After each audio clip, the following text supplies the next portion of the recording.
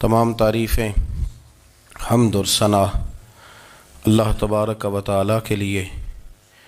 درود و سلام نبی اکرم نور مجسم شفیع معظم احمد مجتبیٰ جناب حضرت محمد مصطفیٰ صلی اللہ تعالی علیہ وسلم کی ذات والا صفات کے لیے حمد و صلات کے بعد مسلمان کا یہ عقیدہ ہے کہ ہمارا خالق اللہ ہے، ہمارا مالک اللہ، ہمارا رازق اللہ۔ جب یہ ساری چیزیں، ساری عطائیں، ساری نعمتیں اللہ کی ہیں تو پھر مسلمان کی ساری توجہ بھی اللہ ہی کی جانب ہونی چاہیے۔ اسے کوشش کرنی چاہیے کہ وہ ہر معاملے میں، ہر مسئلے میں، ہر پریشانی میں اپنی توجہ اپنے رب کریم کی جانب مبذول رکھے۔ انسان جب اپنے علم پر بھروسہ کرنے لگتا ہے یا اپنی عقل پر بھروسہ کرنے لگتا ہے یا اپنے تعلقات پر بھروسہ کرنے لگتا ہے یا اپنی دولت پر، مال پر، صحت پر، تو ایک بہت بڑے دھوکے کا شکار ہو جاتا ہے۔ اور انسان جب انسانوں پر بھروسہ کرنے لگتا ہے تو پھر اللہ تعالیٰ اسے بعض اوقات انسانوں کے سپرد کر دیتا ہے، انسانوں کے سپرد۔ اور بہت سارے ایسے لوگ بھی ہوتے ہیں جو رب کریم کو بھولتے ہیں اور وہ اپنی ساری توجہ انسانوں کی طرف، دنیا کی طرف، دنیا داروں کی طرف کر لیتے ہیں، تو اللہ تعالیٰ فرماتا ہے پھر میں انہیں یہ سزا دیتا ہوں کہ وہ مجھے بھولنے نکلے تھے تو میں نے انہیں ان کا اپنا آپ بھی بھلا دیا، اپنا آپ بھی۔ سورہ حشر کو دیکھیے گا، فرمایا وَلَا تَكُونُوا كَالَّذِينَ نَسُوا اللَّهَ فَأَنسَاهُمْ أَنفُسَهُمْ۔ ان لوگوں کی طرح نہ ہو جانا جنہوں نے اللہ کو بھلا دیا تو اللہ نے پھر انہیں ان کا اپنا آپ بھی بھلا دیا، انہیں اپنی بھی ہوش نہیں رہی۔ وہ ایسے مسائل میں گھر گئے، وہ ایسی آزمائشوں میں الجھ گئے، وہ ایسی دنیا داری کے اندر الجھے کہ انہیں اپنا بھی پتہ نہ چلا۔ اب تو ڈھونڈتا پھرتا ہوں اے اقبال اپنے ہی آپ کو، اب تو ڈھونڈتا پھرتا ہوں اے اقبال اپنے آپ کو، آپ ہی گویا مسافر، آپ ہی منزل ہوں میں۔ جب انسان خدا فراموش ہوتا ہے تو خود فراموش ہو جاتا ہے۔ ہمارا بڑے زمانے سے تکیہ ہے، کبھی امریکہ پر، کبھی یورپ پر، کبھی برطانیہ پر، کبھی مالداروں پر، کبھی اسلحے والوں پر۔ اس کا نقصان یہ ہوا کہ اپنا کوئی وجود نہیں رہا، اپنا کوئی نظریہ نہیں رہا، اپنی کو سوچ نہیں رہی۔ ایسے محسوس ہوتا ہے کہ کوئی منشور نہیں، کوئی دستور نہیں، لگام منہ میں ہے اور اس کا سرا کسی کے ہاتھ میں ہے، وہ جدھر چاہتا ہے ہمیں گھما لیتا ہے۔ اللہ فرماتے ہیں یوں نہ ہو جانا کہ تم رب کو بھلا دو اور پھر تمہیں اپنا آپ بھی بھول جائے۔ اولئک ھم الفاسقون، فرمایا یہ وہ لوگ ہیں جو نافرمان ہیں اللہ کے، یہ نافرمان ہیں۔ جب یہ نظریہ بن گیا، جب یہ ذہن بن گیا کہ پیدا اللہ نے کیا ہے، دینا اللہ نے ہے، عطا کرنے والا اللہ ہے، نوازنے والا اللہ ہے، تو پھر ساری توجہ دنیا داروں کی طرف رکھنا، میں اللہ والوں کی طرف توجہ رکھنے کا قائل ہوں، میں وہ سمجھتا ہوں، ہم اس چیز کے قائل ہیں، لیکن وہ بھی کوئی آستانہ ہے کہ جہاں حق مرشد کا نعرہ تو بڑا لگے پر رب کا نام ہی نہ سننے کو ملے۔ یہ بھی کوئی بات ہوئی کہ جہاں یہ تو نعرہ زور سے لگے کہ جیوے جیوے مرشد جیوے، لیکن استغفار کا درس ہی نہ ملے۔ جہاں ہر وقت یہ بتایا جائے کہ یہاں آ گئے تو بچ گئے، کیسے بچیں گے؟ میرے رسول پاک علیہ السلام کا دروازہ سب سے بڑا دروازہ ہے، حضور کا دروازہ سب سے بڑا دروازہ ہے، لیکن میرے دوستو یاد رکھنا، نبی پاک علیہ السلام نے بھی لوگوں کو جب رستہ دکھایا ہے تو رب کریم کا رستہ دکھایا ہے، اللہ کا رستہ دکھایا، اللہ کریم کا رستہ دکھایا، لوگوں کو رب کی طرف توجہ کرائی۔ میرے رسول کریم سید عالم صلی اللہ تعالی علیہ وسلم نے لوگوں کی اللہ کی جانب توجہ کرائی اور لوگوں سے یہ کہا کہ وہ اپنے رب کریم کی جانب اپنا ذہن رکھیں، اپنی توجہ اپنے اللہ کی جانب مبذول کریں۔ میری بات کو اچھے طریقے سے سمجھیے گا، علم اللہ تبارک و تعالی عطا کرتا ہے، تو اسے اللہ کی عطا ہی سمجھنا چاہیے۔ کچھ لوگوں کے پاس علم ہوتا ہے پر علم نافع نہیں ہوتا، وہ ٹامک ٹونیاں مارتے رہتے ہیں ساری زندگی۔ علم کو اللہ کی عطا سمجھیں، اپنی عقل پر اپنے شعور پر زیادہ بھروسہ نہ سمجھیں، نظر اللہ پہ رکھیں۔ حضرت مولا علی شیر خدا کرم اللہ تعالی وجہہ الکریم سے کسی نے پوچھا تھا بڑا عالم کون ہوتا ہے؟ ہمارے ہاں تو اب وہ والے عالم پائے جاتے ہیں نا، اللہ ماشاء اللہ، جو ممبر پہ بیٹھتے ہیں تو دعوے ہی دعوے، ممبر پہ بیٹھتے ہیں تو دعوے ہی دعوے، اس طرح کے عالم ہمارے ہاں پائے جاتے ہیں۔ وہ ہر بات میں دعویٰ کرتے ہیں، میں یہ کر دوں گا، میں وہ کر دوں گا۔ یہ مزاج علماء کا نہیں۔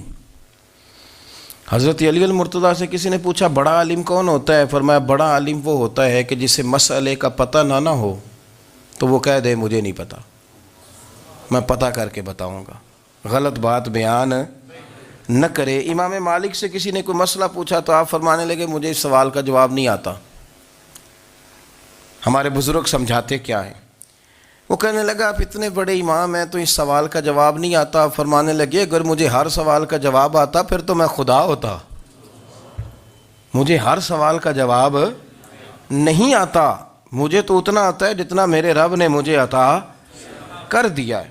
اپنی نظر اللہ پہ رکھیں، نکل آئیں اس معمے سے باہر کہ میں کوئی بلا ہوں، مجھے بڑا پتہ ہے، میرے پاس 6 ڈگریاں ہیں، مجھے 10 جگہ پہ تدریس کا شغف حاصل ہے، اس سے نکلیں باہر۔ قرآن مجید دیکھیے گا، اللہ تعالیٰ نے ارادہ قدرت فرمایا کہ میں حضرت آدم کو بناؤں گا، پھر بنانے کے بعد فرمایا فرشتوں سجدہ کرو آدم کو، سب نے سجدہ کیا الا ابلیس ابا واستکبر وکان من الکافرین، سب نے سجدہ کیا سوائے ابلیس کے، اس نے انکار بھی کیا، تکبر بھی کیا اور کافروں میں سے ہو گیا۔ تو یہ جب اللہ تعالیٰ نے سجدہ کرایا تو کیسے کرایا؟ اللہ تبارک و تعالیٰ نے نا حضرت آدم کو علم سکھایا خود، وعلم آدم الاسماء کلہا، خود اللہ فرماتے ہیں کہ میں نے جناب آدم علیہ السلام کو تمام اشیاء کے نام سکھائے، سب اشیاء کے نام سکھائے۔ تو وہ چیزیں پھر میں نے نا، اللہ فرماتے ہیں میں نے فرشتوں پہ پیش کی، میں نے کہا کہ بتاؤ ان کے نام کیا ہے، تو فرشتوں نے جو جواب دیا وہ سمجھنے والا ہے۔ اللہ نے چونکہ خود علم سکھایا تھا حضرت آدم کو، جناب آدم سکھایا تھا لیکن فرشتوں کو نہیں سکھایا تھا، تو اللہ کریم نے فرمایا فرشتوں اب یہ بتاؤ ان چیزوں کے نام کیا ہیں؟ تو فرشتے کیا کہتے ہیں؟ فرشتے عرض کرتے ہیں قالوا سبحانک لا علم لنا۔ آپ کبھی یقین کریں اس چیز کی لذت لیں تو مزہ آ جائے۔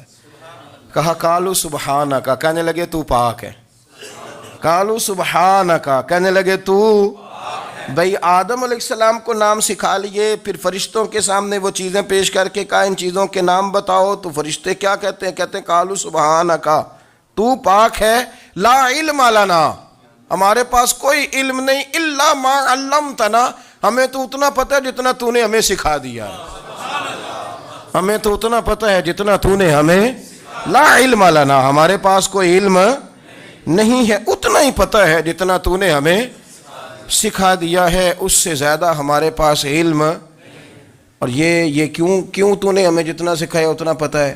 فرشتے یہ نہیں کہتے یا اللہ تو زیادہ سکھا، آدم کو دیا تو ہمیں بھی دے، یہ نہیں فرمایا، فرمایا انک انت العلیم الحکیم، اے اللہ تو علم والا بھی ہے اور حکمت والا بھی ہے، تجھے پتہ ہے کس کو کتنا دینا ہے، جتنا تو نے مناسب سمجھا جناب آدم کو دیا، اور جتنا تو نے بہتر سمجھا وہ تو نے ہمیں عطا فرمایا۔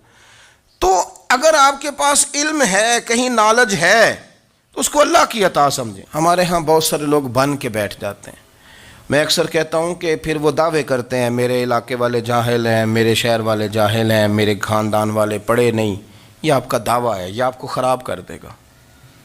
ہم نے بہت سارے ایسے لوگ دیکھے جو بہت بڑے عالم تھے، لیکن اللہ جب لینے پہ آیا تو عقل ہی لے گیا، شعور ہی چلا گیا، حافظے ختم ہو گئے۔ آپ دیکھتے ہیں بڑھاپے میں کچھ لوگ ایسے ہوتے ہیں کہ جن کو یہ بھی یاد نہیں رہتا کہ میرا نام کیا ہے، میں کہاں ہوں، مجھے کدھر جانا ہے، تو اس وقت سے اللہ کی پناہ مانگیں اور اپنی نظر اپنے رب کریم کی جانب رکھیں، اللہ کی جانب اپنی نظر کو مبذول رکھیں۔ دوسری بات، علم کے بعد ایک چیز آتی ہے جس کا نام ہے ہدایت، جس کا نام ہے تقوی، جس کا نام ہے پرہیزگاری، جس کا نام ہے عمل، عبادت، ریاضت۔ یہ بھی اسی وقت ہی نصیب ہوتی ہے جب میرا رب کریم نصیب فرما دیتا ہے۔ ہم نے نا نیکی کا اپنا اپنا سٹیٹس بنا لیا ہے، اپنا اپنا معیار بنا لیا ہے۔ کچھ لوگ کہتے ہیں کہ جناب مسجد میں سیمٹ کا توڑا دینے سے بہتر ہے کسی غریب کو آٹے کا تھیلا دے دو۔ اب اس نے اپنا مزاج بنا لیا نا نیکی کا، اس نے اپنا سٹیٹس بنا لیا ہے۔ میرا یہ سوال ہے کہ نبی پاک صلی اللہ تعالیٰ علیہ وسلم جب مدینہ شریف آئے تھے تو حضور نے سب سے پہلے غریبوں میں آٹا تقسیم کیا تھا کہ سب سے پہلے مسجد بنائی تھی؟ کیا عجیب لوگوں کا رنگ ہے، اپنی مرضی کی ہدایت، اپنی مرضی کا تقوی، اپنی مرضی کا معیار۔ مسجد کوئی بڑا چھوٹا خطیب بھی میری طرح کا ہو نا تو وہ مسجد میں بیٹھ کے جب نبی پاک کی بات کرتا ہے تو کہتا ہے میرے رسول پاک غریبوں کا سہارا بن کے آئے۔ وہ غریبوں کی بات کرتا ہے، مسکینوں کی، لاچاروں کی، کمزوروں کی بات۔ تو مسجد ہی تو وہ ادارہ ہے جہاں سے غریبوں کی بات ہو رہی۔ تو اب لوگوں نے غریب کو اور مسجد کو لڑانا شروع کر دیا، اس کو لڑاؤ کہ مسجد میں پیسے دینے سے بہتر ہے آپ غریب کو آٹے کا تھیلا دے دیں۔ آپ یہ کیوں نہیں کہتے کہ مسجد میں بھی آپ توڑا دیں ایک سیمٹ کا اور ساتھ غریب کو بھی خدمت کریں؟ یہ کیوں نہیں تقویٰ؟ اپنی اپنی مرضی کا مزاج، اپنی اپنی۔ کچھ لوگ کہتے ہیں چھوڑو جی، ساری زندگی انسان نماز پڑھتا رہے اور پھر گالیاں بھی دیتا رہے، بندہ داڑھی بھی رکھ لے اور جھوٹ بولنا بھی نہ چھوڑے، تو یہ آپ نے اپنے پاس سے تقوی کا معیار بنایا۔ گالی دینے کا گناہ ہے اور داڑھی رکھنے کا ثواب ہے۔ تو اگر آپ داڑھی رکھے ہوئے ہیں اور آپ کوئی غلطی کر رہے ہیں تو اس سے آپ کی داڑھی کا ثواب ختم، اللہ کرے آپ کو سمجھ آئے میری بات کو۔ آپ کوئی غلطی کر رہے ہیں، داڑھی کا ثواب اس سے ختم، وہ اپنی جگہ پہ قائم ہے چیز۔ اپنی مرضی کا کیوں تقوی کا معیار بناتے ہیں؟ تقوی کا مزاج اپنی مرضی کا نہ بناؤ، اللہ کی بارگاہ سے دعا مانگو کہ یا اللہ ہمیں ہدایت کا نور عطا فرما، اللہ تو ہمیں رستہ دکھا، تو بتا کہ ہدایت کیا ہے۔ تو رب فرماتا ہے اللہ ولی الذین آمنوا، اللہ مومنوں کا مددگار ہے، یخرجہم من الظلمات الی النور، وہ انہیں اندھیروں سے نکالتا ہے اور نور کی طرف روشنی عطا فرماتا ہے۔ اندھیروں سے نور کی طرف اللہ لاتا ہے۔ اللہ ولی، اللہ مومنوں کا ولی ہے، وہ انہیں اندھیروں سے نور کی طرف نکالتا ہے۔ ہدایت ہمیشہ اللہ کی طرف سے سمجھے۔ جب وہ نماز کی توفیق دیتا ہے تو اپنے فضل سے دیتا ہے، جب وہ ذکر کی توفیق دیتا ہے تو اپنے فضل سے۔ ہم سمجھتے ہیں ہو جی فلانا نہیں پڑھ رہا بڑا بیوقوف ہے، فلانا نہیں پڑھ رہا، تو تم کیا اپنی عقل کے زور پہ پڑھ رہا ہے؟ میں جی اللہ کے فضل سے 2 سپارے پڑھتا ہوں، تو کس پہ احسان کرتے تو 2 سپارے پڑھ کے رویا کر۔ کہا اگر مالک تو بڑا قریب نہیں، بڑے لوگ ہیں جن کو پورا قرآن حفظ ہے پر انہیں پڑھنے کی توفیق نہیں، تو انہیں فضل کیا اور مجھے توفیق دے دی ہے پڑھنے کی۔ رویا کر، پڑھ کے رویا کر، راتی ساری کر کر زاری، وہ نیند اکھاں تھی توندے تے فجرے اوہی گناہگار کہاون سب تو نیوے ہوندے۔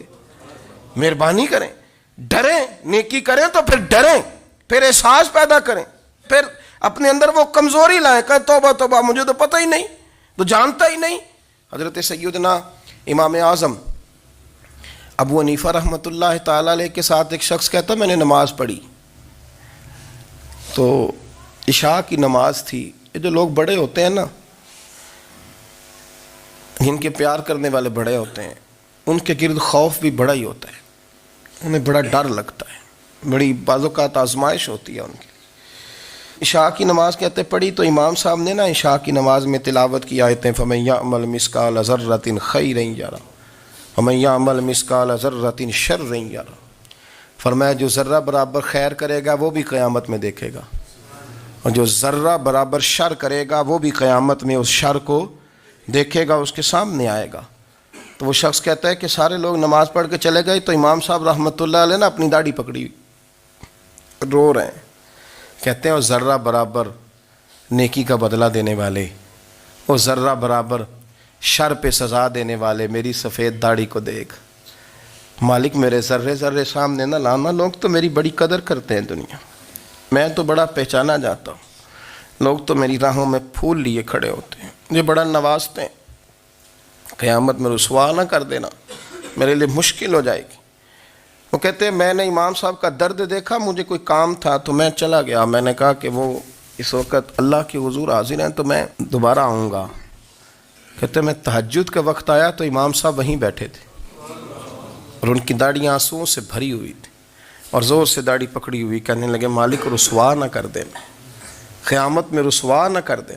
یار جو ہدایت یافتہ لوگ تھے وہ تو ڈرے ہوئے تھے، وہ تو سہمے ہوئے تھے، وہ تو کہتے تھے یہ اس کا فضل نہیں، اس نے بلا لیا ہے، یہ اس کا کرم نہیں۔ حضرت باعزید بستامی کسی کافر کو دیکھتے تو رو پڑتے، کہتے مالک تو کتنا کریم ہے، یہ بے ایمان رہ گیا، تو نے اپنے فضل سے مجھے اپنے نبی کا غلام بنا لیا۔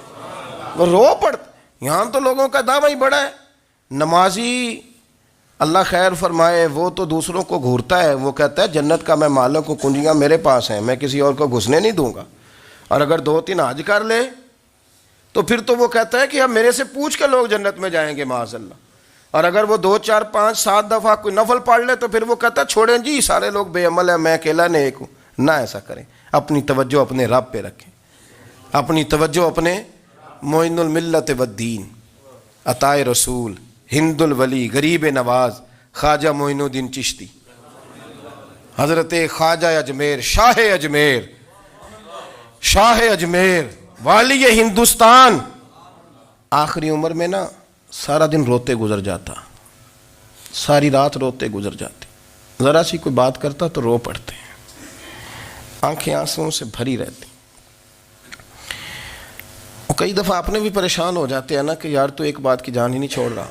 تو خواجہ قطب الدین صاحب بختیار کاکی سے لوگوں نے کہا کہ آپ مرشد سے بات کریں، اتنا بھی تو نہیں نہ رونا چاہیے، ہر وقت اس کے آنسو کی کریے، عاشق دا کام ہی رونا تونا تے بھی نہ رویو نہیں منظوری۔ یہ عاشق سدا ہی روندا رہندا ہے، پاویں وصل ہوئے تے پاویں دوری، ہر وقت رونے کا کیا مطلب ہے؟ تو خواجہ قطب صاحب کہتے ہیں میں قریب گیا تو میں نے پیر دبائے، میں نے کہا سونیا لوگ تو کچھ بھی نہیں کرتے، تو نے تو کمال کر دیا، 90 لاکھ آدمی مسلمان کر دیا، دنیا کچھ نہیں کرتی، تو نے 50 سال ساری رات مصلے پہ بیٹھ کے رب راضی کیا۔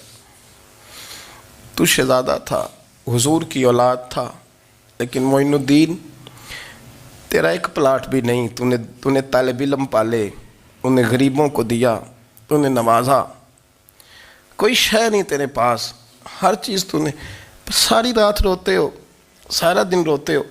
تو خواجہ قطب الدین صاحب کہتے ہیں میں نے جب عرض کیا تو خواجہ صاحب مجھے گلے لگا لیا، چیخ مار کے روئے، کہنے لگے قطب الدین پتر داڑھی سفید ہو گئی، جانے کا وقت آ گیا، جو تو نے نیکیاں گنوائی ہیں وہ ہیں صحیح میرے پاس، پر یار کی بارگاہ میں پیش کرنے کے قابل ایک بھی نہیں، ایک بھی نہیں۔ تو بارگاہ تو دیکھ کتنی بڑی ہے، رسول کریم کی بارگاہ میں پیش کرنے کے قابل ان میں سے ایک بھی نہیں، تو آستانہ دیکھ کتنا بڑا ہے، کیا پیش کروں گا، کیا عرض کروں گا حضور کی بارگاہ میں، کس طرح؟ وہ یار جو بڑے تھے وہ تو ڈرے ہوئے تھے، سہمے ہوئے تھے، وہ تو بڑی آزمائش میں تھے، لیکن میرا اور آپ کا رٹا 2 نمازیں پڑھ کے 6 نمازوں کا دعویٰ کرنا اور لمبی چوڑی کہانیاں بنانا اور اپنے منہ سے اپنی تعریفیں کرنا، اس سے تھوڑا باہر آئیں۔ رزق بھی میرا اللہ ہی دیتا ہے، علم بھی اللہ دیتا ہے، رزق بھی۔ بڑے بڑے فقیروں کو مالدار ہوتے دیکھا، بڑے بڑے مالداروں کو فقیر ہوتے دیکھا، بڑے بڑے، میرا ایک بڑا سخی قسم کا سجن ہے، بڑا پیارا ہے، میں اسے سخی مانتا ہوں، میں نے اپنی پریشانیوں کے دنوں میں بھی اس شخص کو سخی دیکھا۔ ایک دن رات کو مجھے ٹیلی فون کر کے کہنے لگا کدھر ہو؟ میں نے کہا میں گھر ہوں۔ نہیں اکثر سفر میں ہوتے ہو نا؟ اور میں نے کہا طبیعت کیسی ہے؟ ٹھیک ہے، بس حال چال پوچھنا تھا۔ میں نے سمجھائی، میں نے کہا یار یہ کوئی مسئلہ ہے، ورنہ رات کے 2 بجے کوئی حال پوچھنے کو فون تو نہیں نہ کرتا، کوئی مطلب ایسا تو مسئلہ نہیں نا۔ تو میں نے بیک کال کی، میں نے کہا یار میری بات سن، مسئلہ کیا؟ کہ نہیں کچھ نہیں دل کر رہا تھا۔ میں نے کہا میری گل سن، رہے ہیں اسی 4-5 سال کٹھے، میں تین جاننا، اصل بات کر۔ کہنے لگا مکان بھی بڑا ہے، سارا کچھ ٹھیک ہے، پر وہ بڑا ہی بے نیاز ہے، کچھ حالات اس قسم کے آ گئے ہیں کہ لوگوں کو بتاؤں بھی تو لوگ ماننے کو تیار نہیں، زیادہ نہیں، مجھے نا تھوڑے سے پیسوں کی ضرورت ہے، کوئی 15-20 ہزار اگر مل جائیں میری ضرورت۔ آپ یقین کریں میں روتا رہا ساری رات۔ میں نے کہا مہربانہ تیرا کس طرح کرانگے، اس سے لے کے زمانہ استعمال کرتا تھا، پر بے پرواہی ویخ نہ سجڑ دی، جتھے کسے دی پیش نہ جاوے، انہیں تاجاں والے در در رولے تے منگتے ہیں تخت بٹھاوے۔ سجنا کسے نو کارا مل دئی، کوئی کعبے ہو خالی آوے.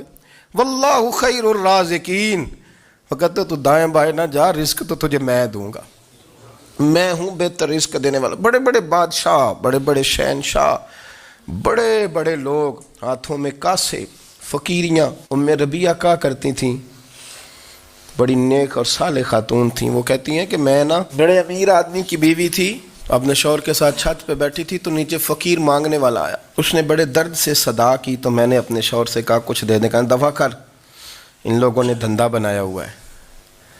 کہتی میں میکے سے بھی بڑا مال لے کے آئی تھی، میرے ماں باپ بڑے امیر تھے تو میں نے نا چوری اپنے خامہ سے نظر بچا کے باتھ روم جانے کے بہانے گئی اور نیچے جا کے 5 دینار میں نے اس فقیر کی ہتھیلی پہ رکھے. کہتے ہیں اس نے 5 دینار دیکھے، پھر میری طرف دیکھا تو میں نے اس کی آنکھوں میں آنسو چمکتے دیکھے. کہنے لگے بی بی رب تیرا بھلا کرے، میں 3 دنوں کا بھوکا ہوں. کہ وہ چلا گیا. میں گھر آ گئی، جب باہر آئی تو میرا شوہر کہنے لگا تو اتنی اب اتنی تو تیز ہو گئی ہے اور تو اتنی خود مختار ہو گئی ہے، میرے بغیر پوچھے مال خرچ کرے گی، جا تجھے 3 طلاقیں. کہتی میں بالدار اور وزادار باپ کی بیٹی تھی، طلاق لے کے گھر آئی تو میرا باپ ٹوٹ گیا، چارپائی پہ چلا گیا. اوہو یہ کیا بن گیا. کہتی بڑی تکلیف رہی. 1-2 سال کے بعد میرے ابا نے میری شادی کر دی. اب جس شوہر کے پاس گئی وہ بڑا نیک تھا، پرہیزگار تھا، اللہ نے بہترین صلہ دیا. کہتی چھت پہ بیٹھی تھی، دروازے پہ فقیر آیا تو میں نے شوہر سے کہا کچھ دے دوں. کہنے لگا 5 نہ دینا، 15 دینا، 20 دینا، میں فقیر ہوں، میں نے فقر سے دولت دیکھی ہے، اسے خالی نہ لوٹانا. کہتی ہے کہ میں نیچے گئی اور جب میں نے اس کی طرف دینار بڑھائے تو میری چیخ نکلی، پیسے پھینک کے میں بے ہوش ہو کے گری. میرا شوہر نے آ کے اٹھایا، اندر لے گیا، پانی منہ پہ چھڑکا. کہنے لگا تجھے کیا ہوا. کہنے لگی یہ جو مانگنے آیا یہ میرا پہلا شوہر تھا، وہی تھا جو کہتا تھا کہ تو 5 دینار دے آئیے، جا تجھے 3 طلاقیں. پڑھو نا حدیث پاک. میرے نبی پاک علیہ السلام نے فرمایا ایک بندہ گنجا تھا. گنجا کوئی ترتیب آگے پیچھے ہو جائے تو مفہوم کے لحاظ سے، لیکن میں مفہوم اس کا واضح کرتا ہوں. ایک گنجا تھا، کوئی شے نہیں تھی، سر پہ بال بھی نہیں تھے، رویا کرتا تھا. اللہ تعالیٰ نے فرشتے کو بھیجا، تجھے کیا چاہیے. تو کہنے لگا بال آ جائیں اور تھوڑا مال آ جائے. فرشتے نے ہاتھ پھیرا تو بال بھی آ گئے تو بکریاں بھی آ گئیں، لائنیں لگ گئیں، مال ہی مال ہو گئے. دوسرے کے پاس گیا، وہ کوڑا تھا. اس کو جا کے کہا کیا چاہیے. کہنے لگا شفا ہو جائے اور کچھ اللہ تعالیٰ آسانی کر دے. شفا بھی ہو گئی، گائیں بھی دے دی، بھینسیں بھی دے دی، مال ہی مال ہو گئی. پھر ایک کے پاس گیا، وہ اندھا تھا. تجھے کیا چاہیے. اس نے کہا آنکھیں مل جائیں اور کچھ ساتھ اللہ مال دے دے. اونٹ ہی اونٹ ہو گئے. جب بڑا نواز دیا تو پھر مالک نے امتحان لینے کا ارادہ کیا. یاری تیری سونا ہے پر آزمائشاں بھی تیریاں اگ. آزمائشاں تیریاں، صحیح کہہ رہا ہوں، آزمائشاں تیریاں. یاری تیری سونا ہے پر آزمائشاں تیریاں. یہ سونا پرکھیا جامدہ ہی پہلو نال لگاں دے لگ. اللہ نے فرمایا آزمائش کرو. سب سے پہلے گنجے کے پاس آئے، اسے کہا اللہ کے رستے میں کچھ دیکھا نہیں لگا، میرے خرچے ہی بڑے. دیکھو تو صحیح کتنی مشکل میں وقت گزارتا ہوں، حال ہی کوئی نہیں. تو اس نے کہا میں نے تو سنا ہے تو گنجا اور بھوکا ننگا تھا. کہنے لگا میں تو جدی پشتی رئیس اعظم ہوں، تجھے کس پاگل نے کہا ہے بھاگ جا. اس نے کہا اچھا جیسے تو تھا ویسے ہی ہو جائے. کھیت کھلیان اجڑ گئے، پھر سے گنجا ہو گیا. حضور علیہ السلام فرمانے لگے. پھر وہ اس کے پاس گیا جو کوڑا تھا، اسے کہا کچھ دے. کہنے لگا خرچے ہی بڑے. اب پوچھ لیں کسی امیر آدمی سے، کہے گا چکی کے نیچے ہاتھ ہے میرا، میرے سے زیادہ تو اب پریشان بندہ ہی کوئی نہیں. کیا بتاؤں آپ کو، اتنا ٹیکس ہے، اتنا جرمانہ ہے، فلانی شے، بڑا کچھ گنواتے ہیں لوگ. اس نے کہا میں نے تو سنا تو پہلے کوڑا تھا. اس نے کہا جا دوڑ جا، میں تو رئیس اعظم ہوں، دادا بھی پردادا بھی اور ساری نسل ہی. اس نے کہا اچھا جیسے تو تھا ویسے ہی ہو جائے. پھر وہ گیا اندھے کے پاس اور جا کے کہا اللہ کے نام پہ کچھ دے. تو کہنے لگا رب کے نام پہ؟ یہ کھڑے ہیں اونٹ، جتنے تیرے دل کرے لے جا. اس نے کہا کیا معنی اس بات کا. کہنے لگا یار تجھے کیا بتاؤں، میں تو اندھا تھا، میں نے تو کبھی دنیا دیکھی نہیں تھی. پھر اس کریم نے فضل کیا تو مجھے بڑا کچھ دکھایا. میں کیا بتاؤں، میرا دل کر رہا ہے کہہ دوں کہ پھر اس نے کعبہ دکھایا، پھر اس نے روضہ رسول دکھایا، پھر اس نے ریاض الجنہ کے سجدے دکھائے، پھر اس نے اپنے محبوب کے دروازے کی رونقیں دکھائیں، اس نے بڑا کچھ دیا، اس نے بڑا نوازا۔ میرے پاس تو شاید میں بدکار پرانا خادم، کسے در ملی نہ ٹوئی، اے واصف یار نے نظر جو کی تھی، پھر واصف ہی ہوئی۔ یہ تو اس کا کرم ہوا۔ تو یہ وہ کہنے لگا تو اللہ کے نام پہ جان مانگ، میں وہ بھی دینے کو تیار۔ میرے پاس تو شے کوئی نہیں تھی، مجھے تو اپنا پتہ ہے، میں تو کوئی شے نہیں تھا، کچھ نہیں تھا میرے پاس۔ یہ تو ان کا کرم ہے کہ رخ ان کا ادھر ہے، اور مختصر سی میری کہانی ہے، یہ جو بھی ہے ان کی مہربانی ہے۔ تو وہ کہنے لگا میں بھی کچھ لینے نہیں آیا تھا، تیری آزمائش ہی کرنے آیا تھا، تیری عزتیں بھی سلامت رہیں گی، تیرا مال بھی سلامت رہے گا، تیری شفا بھی۔ اپنی زندگی میں کبھی بھی اللہ کی بارگاہ سے توجہ ادھر ادھر نہ کریں، چھوڑیں لوگ کیا کر رہے ہیں، دنیا کیا کہہ رہی، کبھی بھی اپنی توجہ دائیں۔ ہمارا یہ مسئلہ بن گیا کہ ہماری سیاست ہے، ہماری دنیا داری ہے، ہم بندوں کو راضی کرنا چاہتے ہیں، ہم دیکھتے ہیں کون کس طرح، اور آپ یقین کریں آپ تھک جائیں گے، بندے راضی نہیں ہوں گے، وہ نہیں راضی ہوتے۔ آپ ان کو منا کے لائیں گے تو ادھر والے نکل جائیں گے، ادھر کو منائیں گے تو ادھر والے نکل جائیں گے۔ اس چکر سے باہر آئیں، اس رب کو راضی کریں جو فرماتا ہے ان الذین آمنوا وعملوا الصالحات سیجعل لهم الرحمن ودا۔ فرمایا تو ایمان لانے کے بعد نیک عمل کر، میں لوگوں کے دلوں میں تیری محبت پیدا کر دوں۔ رحمان لوگوں کے دلوں میں محبت ڈال دے گا، اللہ لوگوں کے دلوں میں۔ اپنی نظر ہمیشہ اپنے رب پہ رکھیں، اتنی لمبی چوڑی دنیا داروں سے امیدیں نہ وابستہ کریں۔ میں نے دیکھا ہے لوگ کا سلیسی کرتے ہیں، کبھی اس کے دروازے پہ کبھی اس کے دروازے پہ۔ ان چکروں سے باہر آئیں اور اپنے رب کی بارگاہ کی طرف توجہ کریں، استغفار شوق سے پڑھا کریں۔ اور اکیلے میں اکیلے میں حضرت رئیس المتکلمین مولانا نقی علی خان صاحب رحمۃ اللہ نے لکھا ہے کہ فرعون 500 سال حکومت کر گیا، یہاں تو 5 سال کی حکومت کی پیر لڑکھڑاتے ہیں، 500 سال۔ فرماتے اصل وجہ یہ تھی کہ دنیا جب سو جاتی تھی نا تو اوپر چادر لے کے تو مصلے پہ بیٹھ جاتا تھا اور ہاتھ باندھ کے کہتا تھا رب تو ہی ہے، میرا پردہ نہ کھولنا، مالک تو ہی ہے، کرم نوازی کرنا، میری پکڑ نہ کرنا۔ وہ بے ایمان ہو کے اگر 500 سال ہاتھ باندھے تو گزارا کر لیتا ہے، تو ایماندار ہے۔ پر مسئلہ یہ ہے کہ تو رات کو بکل مار کے ہاتھ نہیں نہ باندھتا، تو منت نہیں کرتا، تو استغفار نہیں کرتا۔ توبہ کریں تو بچے رہیں۔ وہ اتنی لمبی حکومت کر گیا چونکہ رات کو کہتا تھا مالک رب تو ہی ہے، لیکن مہربانی فرما، میری پکڑ نہ فرمایا، تو اللہ نے تو اس کو مہلت دے دی۔